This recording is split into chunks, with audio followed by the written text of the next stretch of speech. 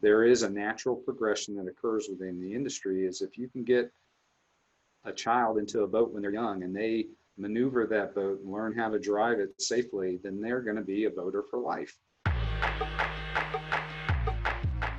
Welcome to Pick-A-Peer's Future of the Industry series. This is where we discuss innovation, technology, sustainability, and travel. We host industry leaders, entrepreneurs, business owners, and experts of the maritime industry from all around the world. Pick-A-Peer provides technological and sustainable solutions to optimize marine operations and to make the sailing experience for boaters easier and more accessible. I am your host, Shlomi Singer. Today we are hosting Skip Sorenson, CEO of Century Boats.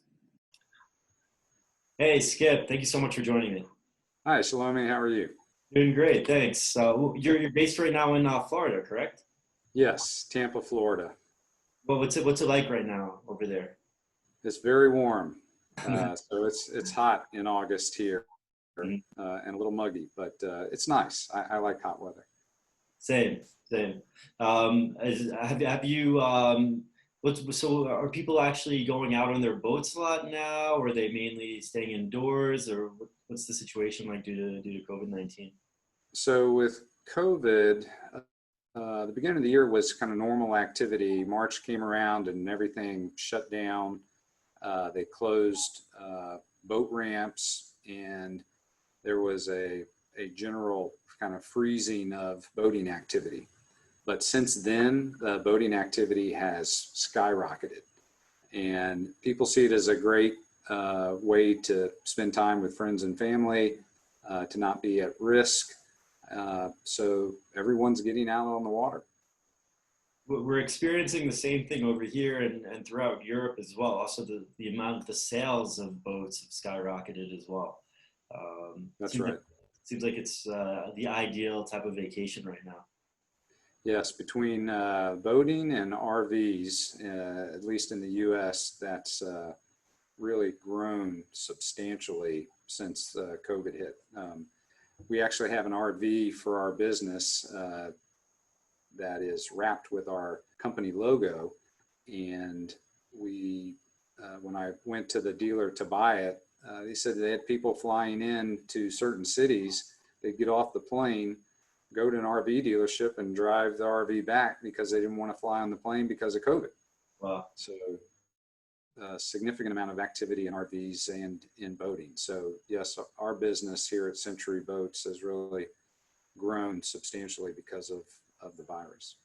Wow. So it's interesting how, despite the situation, it's kind of like a curse, but then there are also like these gifts that come along. That's right. Especially for our industry, yeah. So you're fourth generation shipbuilder, right? That's correct. How'd that start? Where Well, I had two great grandfathers who worked at Newport News Shipbuilding, who were ship's carpenters, and both of which have tools their tools are in the Mariners Museum in Newport News, Virginia. And they apparently knew each other in the shipyard. So on opposite sides of the family. And my grandfather and father both worked there for over 40 years.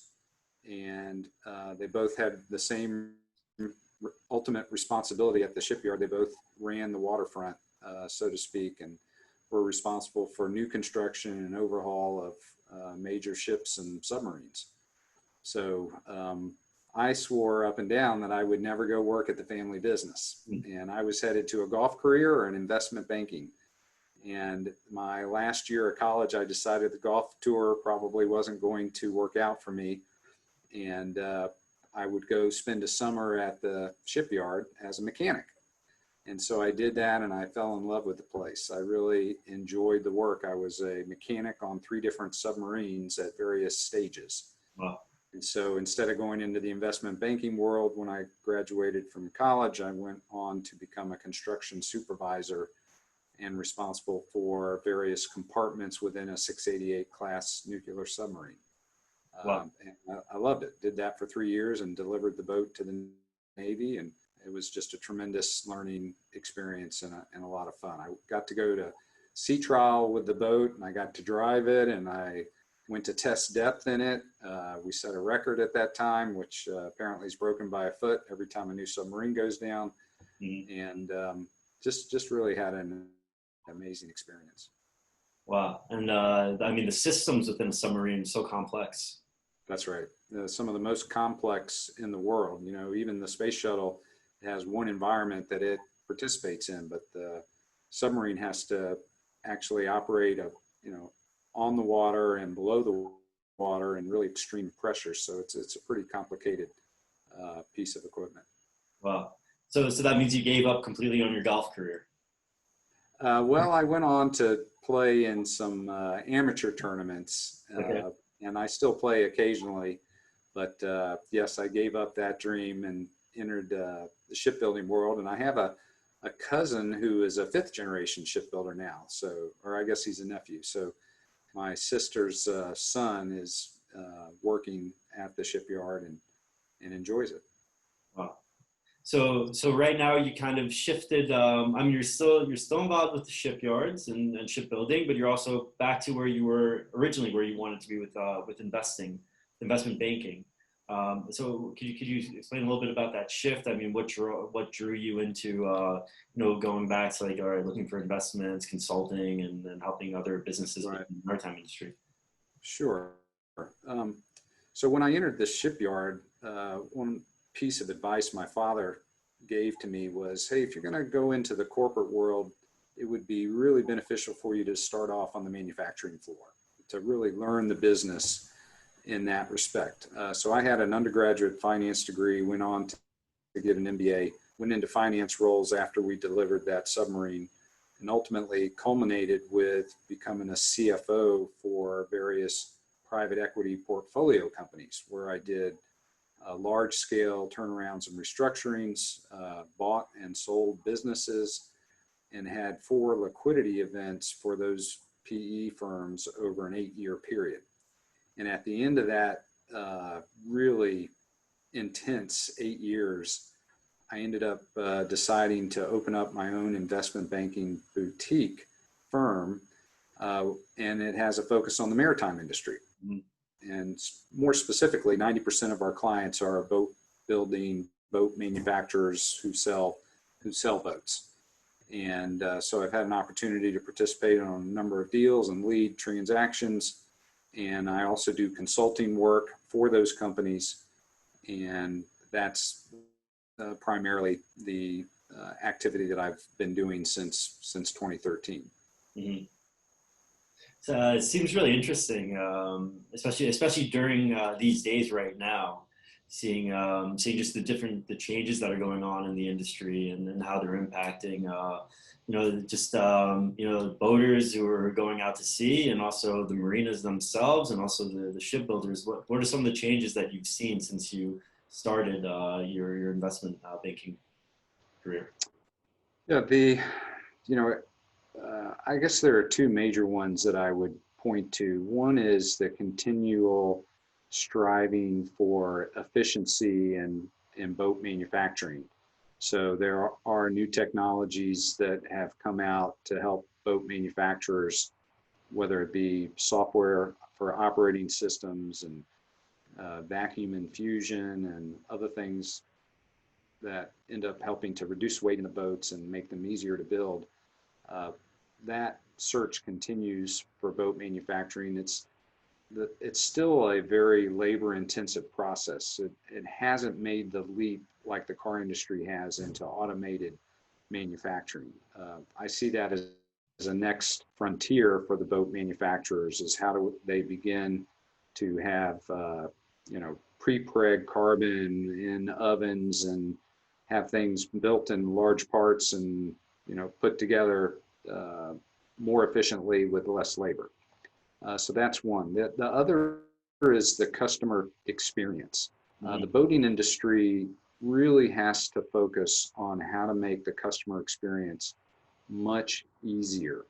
To own a boat is a big undertaking.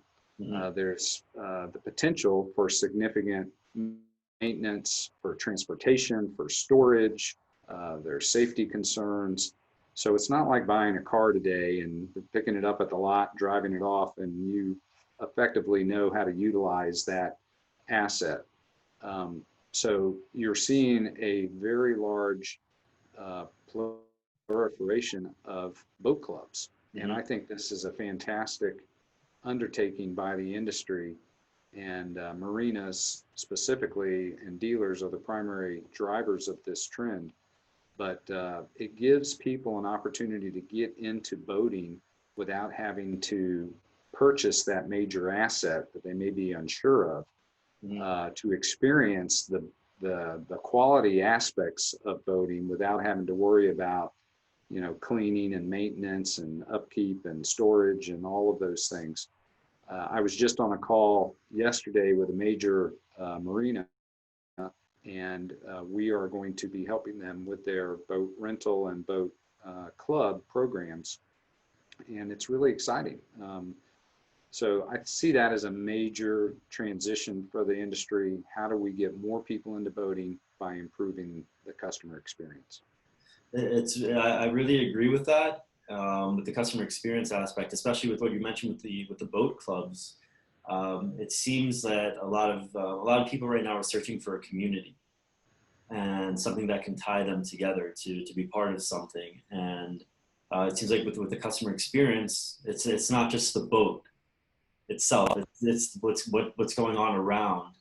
Like you know, if I arrive at a different marina, like what activities are there going on over there? You know, what does the marina look like? What events are going on? It's this whole element of the experience. Right. There's a phrase that's used in boating that refers to people who are who use boats, and it's boat people. And it's an endearing term because boat people tend to be very friendly on the whole and like to engage and socialize. And it's a community. If in the States, you go to various places along the shore, and you'll see boaters connected to each other, moored and waiting and having fun. And these are people that they've never met before.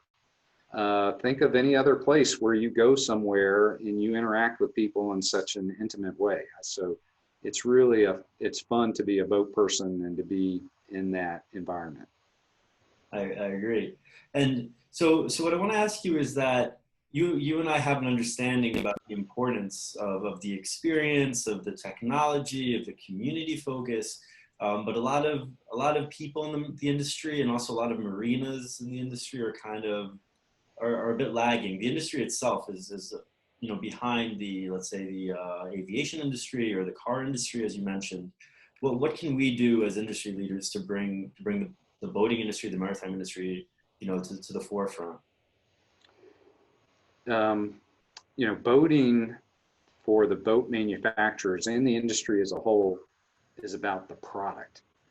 So dealers are selling the product, manufacturers are making the product. The mind shift that needs to occur is it has to be about the customer experience. So every piece of the value chain within the industry has to be focused on how do we make it easier and less costly for people to get into boating, because the studies have shown once they experience boating, they're boaters for life, for the most part. And whether that means they have their own small little boat, or they end up buying a big boat, or they end up chartering yachts, there is a natural progression that occurs within the industry. Is if you can get a child into a boat when they're young and they maneuver that boat and learn how to drive it safely, then they're going to be a boater for life. And that's what the industry really has to focus on. I agree. And how do you think we could draw a younger audience? A lot of people say that it's that the boating industry belongs kind of like people who are a little bit older. But what about the younger generation? How can we draw them also to partake in boating activities? I think that really ties to the smaller size boats that are safe for a child to be able to operate. In a lot of states, you can't even get a boating license until you're 16. Mhm.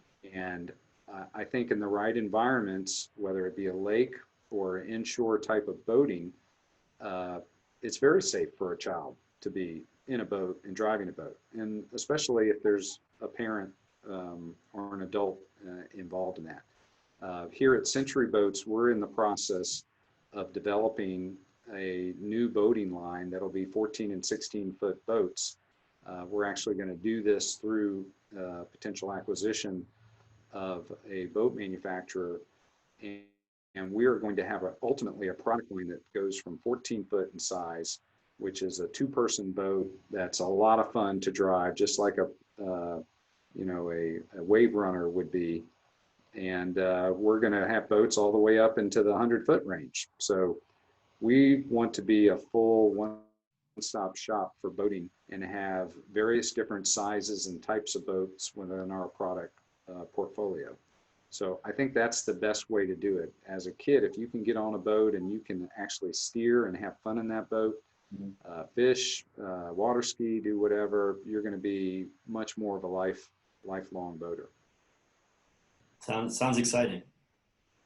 Yeah, and I think the boat clubs, if there's most hotels you go to, there's a kids club.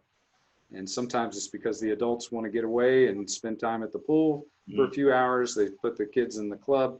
Well, all of our clubs had some kind of component of that nature where they had a camp or some way for kids to go out and be trained in boating and what safe boating is all about. I think that would be helpful. So I think the club aspect of our industry is super important.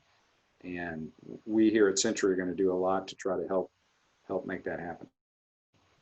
So I think one of the other things that I really want to ask you about is around sustainability and around environmental concerns and how the industry can contribute in this aspect. I learned a lot about electric boats. Is that something also that you're focusing on in the next few years? Is this also a goal of yours? Absolutely. I'm a big proponent of the hybrid model, at least for the near term, being able to have a single engine on a boat with some other capacity, be it a generator or some other way to charge batteries so that our boaters are able to cruise at a very efficient speed.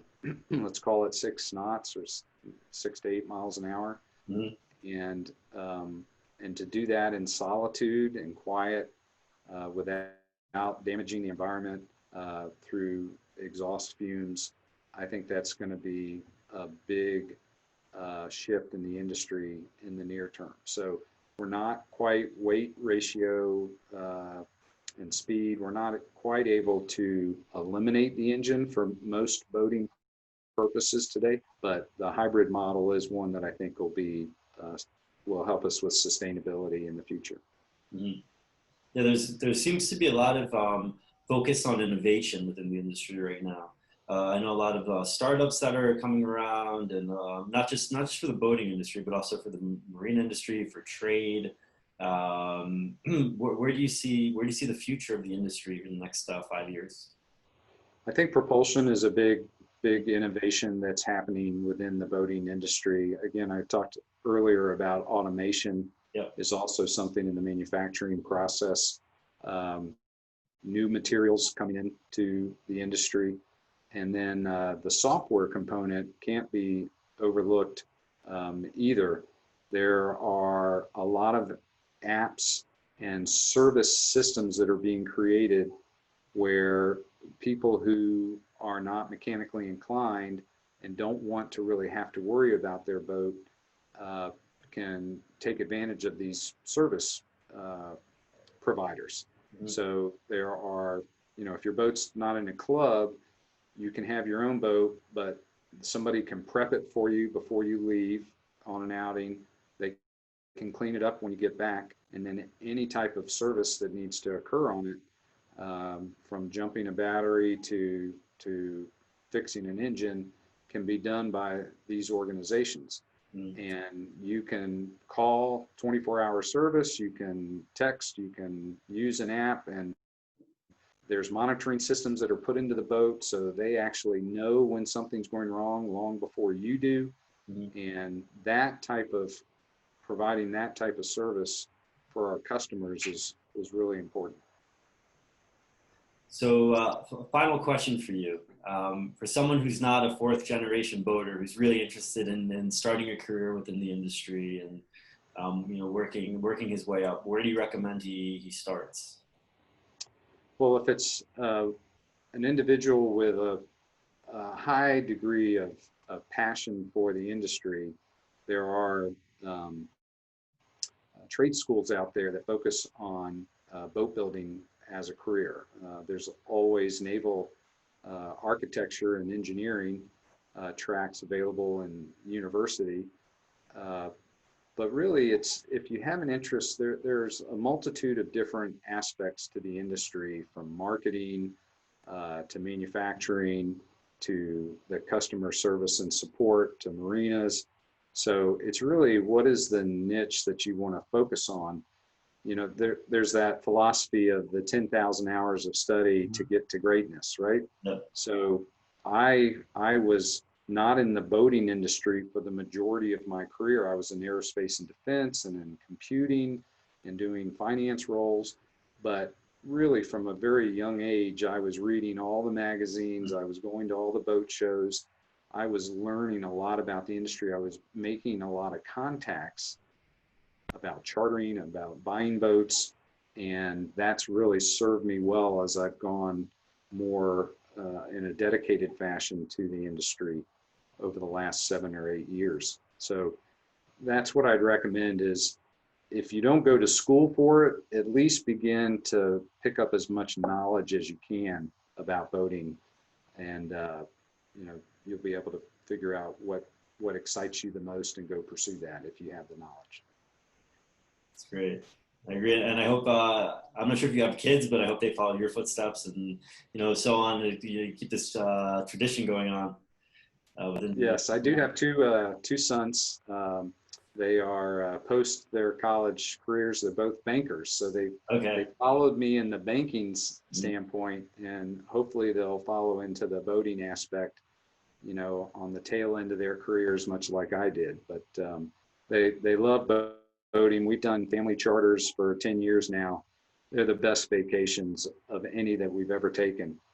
You're out on the water, as a group, spending quality time together, and it's really a joyous experience. So I'm a big proponent of participating in that boating lifestyle and being part of the boat people group.